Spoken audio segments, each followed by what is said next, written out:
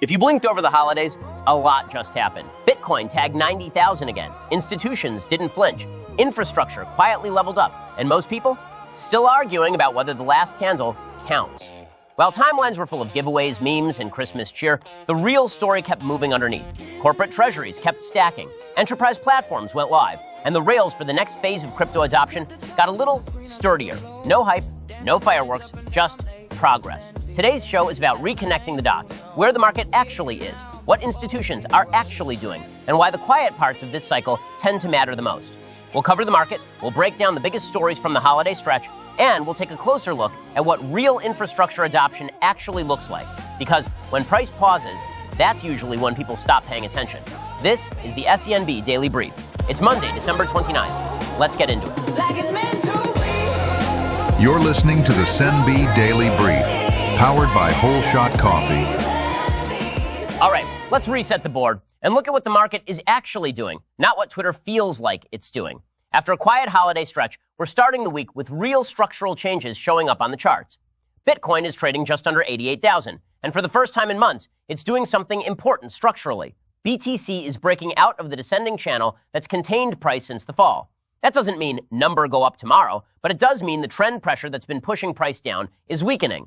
Key things to note. Price is reclaiming short-term moving averages. Momentum is improving without explosive volume. This is a transition zone, not a victory lap. Translation. Bitcoin is shifting from defensive to neutral bullish structure.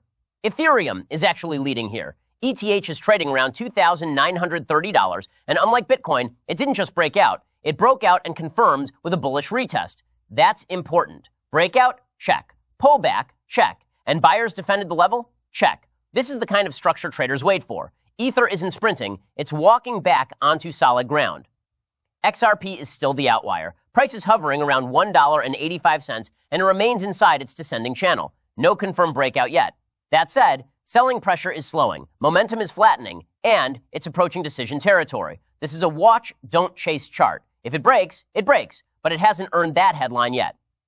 Solana is trading near $123, and structurally, it's ahead of XRP, slightly behind Ethereum. SOL has broken out of its descending channel, but it hasn't retested yet. So right now, this is a valid breakout, pending confirmation. If a retest holds, SOL strengthens its case. If not, it chops. Either way, the trend pressure has shifted. Okay, now for a sentiment check. The crypto fear and greed index is now around 30, up a few points from the mid-20s where we were last week. That's still fear, just less dramatic fear. Historically, this is where markets stabilize, not euphoric, not panicked. Fear is cooling without flipping to greed, and that's usually where structure starts rebuilding. Bitcoin dominance is sitting around 59%, still elevated. That tells us capital is cautious, risk is concentrated, and alt rotations are selective, not broad. Meanwhile, total crypto market cap is holding around $2.9 trillion, consolidating instead of collapsing. This is not distribution behavior, this is compression. So, big picture. Bitcoin, breaking trend pressure. Ethereum, confirmed breakout. Solana, breakout pending retest. XRP, still compressing. Sentiment, fearful but stabilizing. This is what early cycle rebuilding looks like. Not fireworks, not despair. All right, with the market context set, let's move into what actually moved headlines while everyone was eating leftovers. Getting into all of the top news next. You're listening to the SENB Daily Brief, powered by Whole Shot Coffee. All right, so while most people were arguing about politics at the dinner table or pretending they didn't check their phone during Christmas, crypto did what crypto does. Not nothing, but not exactly fireworks either. The holiday stretch gave us thin liquidity, loud takes, and just enough price movement for everyone to suddenly become extremely confident again. Let's talk about it. First off, Bitcoin. Bitcoin finally did the thing everyone's been staring at for weeks. It pushed back up, tagged $90,000, even flirted with $90,200 for a hot minute, and then, predictably, cooled off. And instantly, the timeline split into two camps. One side yelling, that's it, Santa rally confirmed, $100,000 next. The other side yelling, fake breakout, thin liquidity, doesn't count. And honestly, they're both kind of right. This move happened in holiday conditions. Low volume, fewer players, and whales who absolutely know when the room is empty. We've been watching accumulation in the low to mid $80,000, and this looked like follow-through, not mania. So, no, it's not confirmation of a super cycle, but it is Bitcoin reminding everyone it's still very much awake. And when Bitcoin moves, everything else wakes up with it. ETH popped, Sol popped, XRP popped a little, nervously.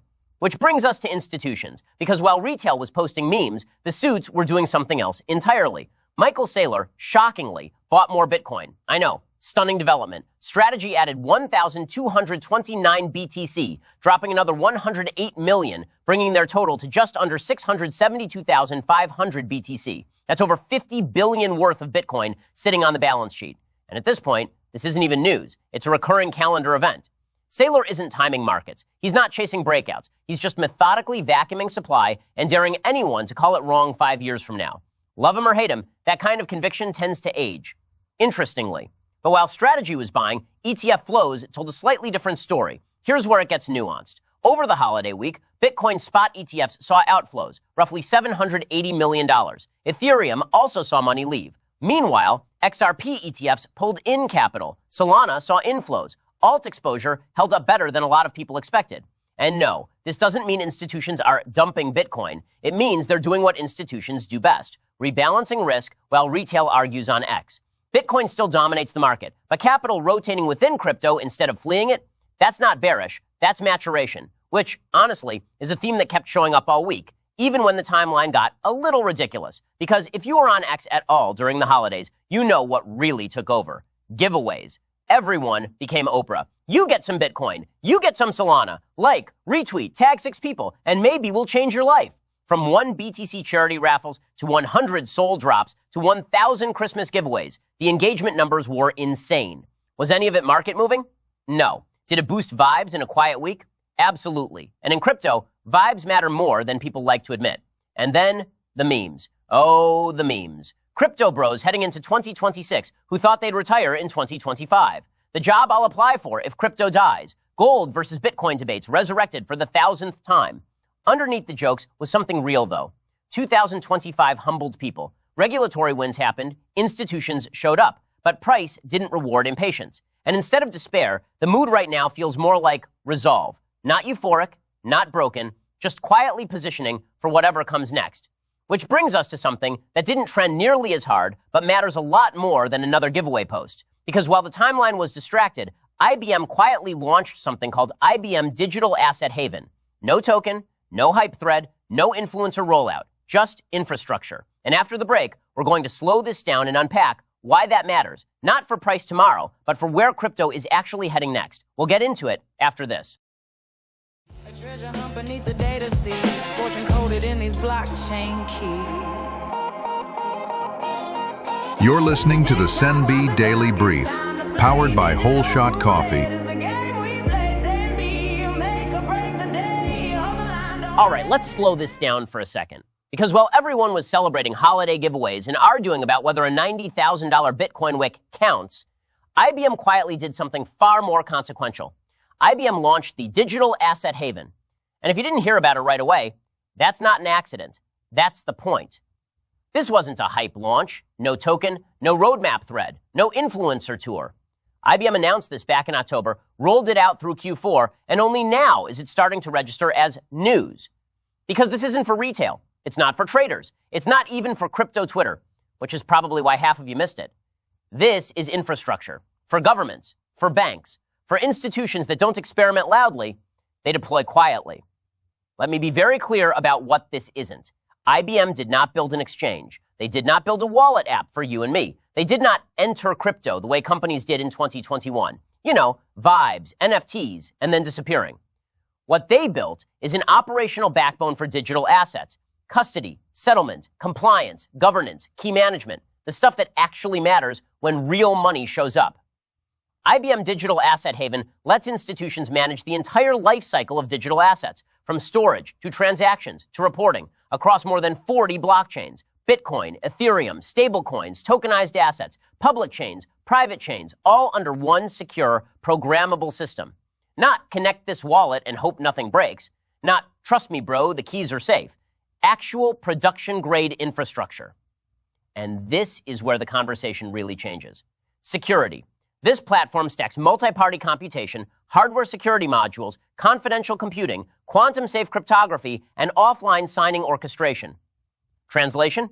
Keys are never held in one place. Approvals require multiple parties. Transactions can be delayed, governed, or vetoed.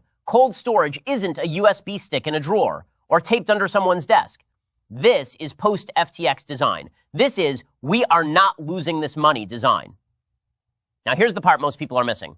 IBM didn't build this because crypto is exciting.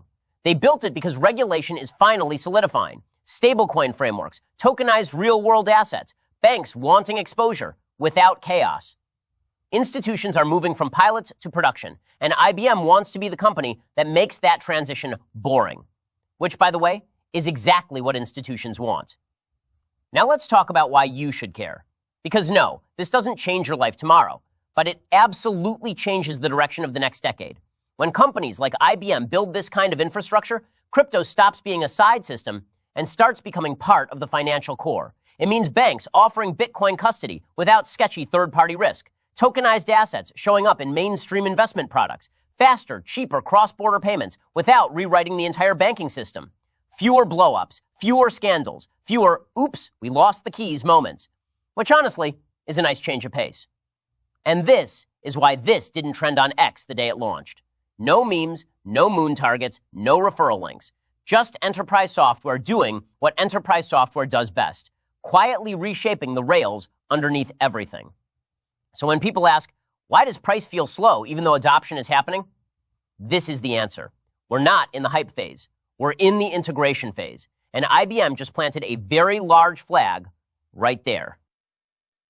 All right, now that we've covered the infrastructure nobody's yelling about, let's zoom back out. Because when markets feel boring, adoption feels slow, and timelines get impatient, that's usually when people forget why they showed up in the first place. Which brings us to the SENB Project update. Big things happened over the break, and we talk about it after this. You're listening to the SENB Daily Brief, powered by Whole Shot Coffee.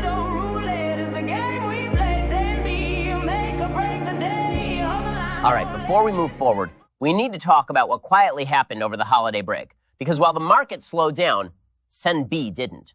On Christmas Eve, we shipped 3 things. Not teased, not coming soon, actually shipped. First, Ember Vale released her Christmas single, Still Awake at Christmas. This wasn't a placeholder track. This wasn't seasonal filler. It was a real release with real listeners, real streams, and real momentum, even during a holiday week when most projects go quiet. That matters because culture doesn't pause just because markets do. Second, we launched the SENB staking DApp. SENB holders can now stake and receive SENBT rewards, live, functional, and on-chain.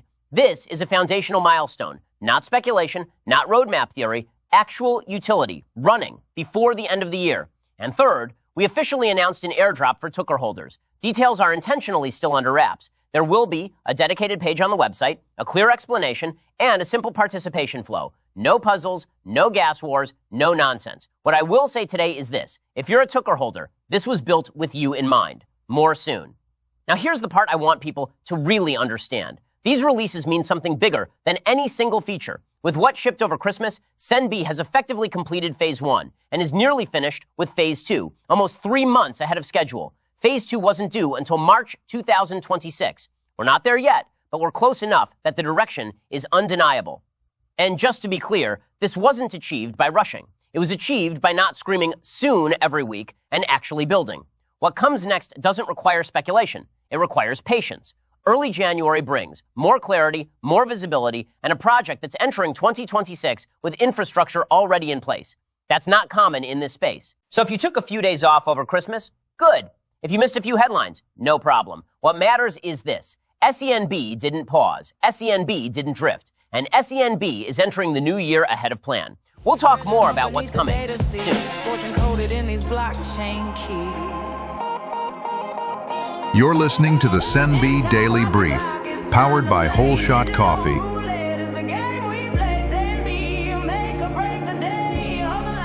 All right, let's zoom out. Because this has been one of those weeks where everything feels urgent, but almost nothing is actually new. Markets moved, narratives recycled, everyone suddenly became an expert again, as usual. Bitcoin flirted with 90. Institutions kept stacking quietly. Infrastructure announcements landed without fireworks. And that's the tell. The loud phase already happened. The real work is happening now. If you're feeling impatient, good. That usually means you're early. Not wrong. This part of the cycle isn't about headlines. It's about alignment. clearer rules, deeper liquidity, stronger rails, and fewer people screaming, "Number go up," every 5 minutes. So here's the takeaway heading into the last stretch of the year. Markets don't reward noise. They reward positioning. And right now, the people building, integrating, and staying patient are doing exactly what this phase demands. As always, do your own research, manage your risk, and don't confuse short-term boredom with long-term failure, because the next leg doesn't announce itself. It just happens. That's it for today. This has been the SENB Daily Brief. I'll see you tomorrow.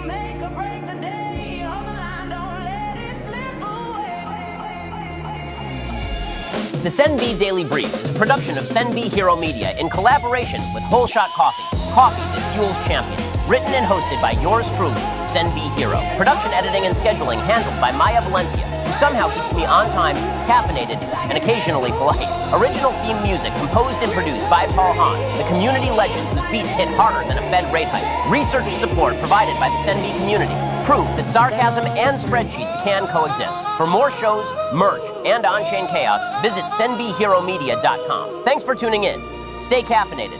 And remember, if it's not in the brief, it probably wasn't bullish anyway. Set my wallet free.